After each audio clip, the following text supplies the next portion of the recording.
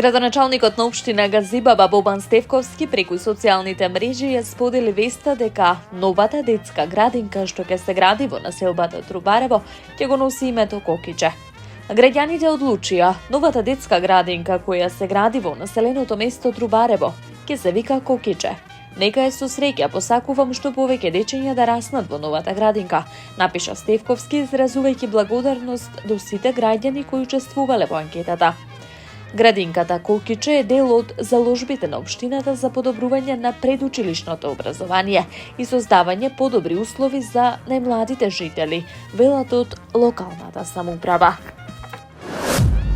Општина Бутел започна со реконструкција на улицата Бетовенова со површина од 4000 метри квадратни и должина од 400 метри. Ова информација ја објави градоначалникот Дарко Костовски на неговиот Facebook профил. Повеќе децении оваа значајна сообраќајница воопшто не е реконструирана, што е евидентно од состојбата во која во моментов се наоѓа. Граѓаните се оние кои ни ја дадоа довербата која планирам во целост да ја оправдам и да работам во нивен интерес. Оваа улица е една од најзначајните сообраќајници во населбата Бутел, напиша Костовски на социјалните мрежи. Првиот човек на Бутел посочи дека наскоро ќе почне да се гради рекреативниот центар Ударници, кој ќе се наоѓа во близина на улицата Бетовенова. Ова е уште една потврда на ветеното и уште еден чекор кон обнова и подобрување на патната инфраструктура на општина Бутел. Градежната офанзива е со силна динамика, посочи првиот човек на општината. Општина Аеродром информираше дека екипи на јавното предпријатие комунални дејности на општина Аеродром континуирано работат на терен и покрај тековното чистење на јавните површини. Тие ги отстрануваат и мини депониите кои се создаваат од несовесни граѓани. Неодамна воведовме и нови комунални услуги, преку кои граѓаните за минимален надомест можат да се ослободат од кабастиот отпад или да добијат убаво уредени и чисти дворови. Ние продолжуваме со уште позасилено темпо да се грижиме за околината во која што живееме и работиме. При тоа апелираме до граѓаните да се однесуваат одговорно кон јавните површини, затоа што само со заеднички сили ќе дојдеме до совршено чиста средина, се вели во соопштението од општина Аеродром. Во текот на изминатото денонуќе, екипите на јавното предпријатие Комунална хигиена Скопје отстраниле неколку диви депонии лоцирани во скопските општини Карпош, Ѓурче Петров, Центар и Чаир.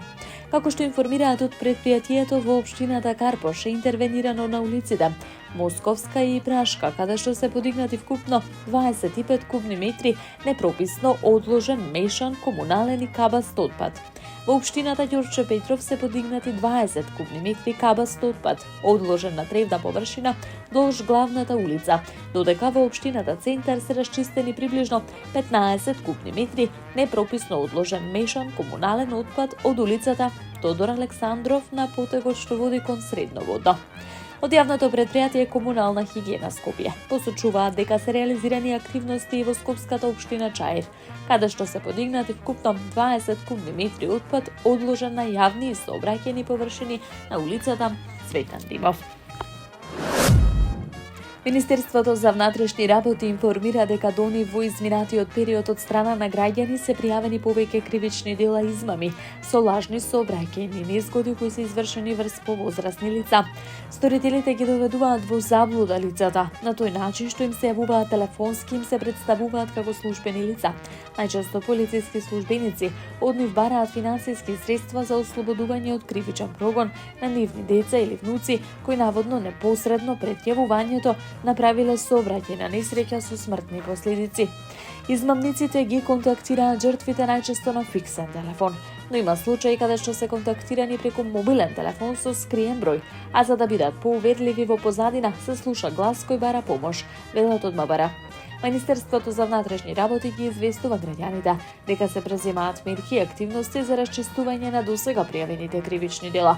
Воедно апелираат до граѓаните да не наседнуваат на ваквиот вид на измами, а доколку бидат контактирани, веднаш да пријават во полиција.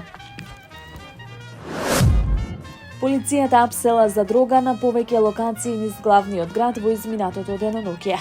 Имено вчера во 9 часот и 50 минути во Скопје, на подрачјето на општина Центар, полициски службеници од СВР Скопје го лишиле од слобода 19-годишниот АМ од селото Петровец, Скопско, затоа што кај него била пронајдена и одземена марихуана.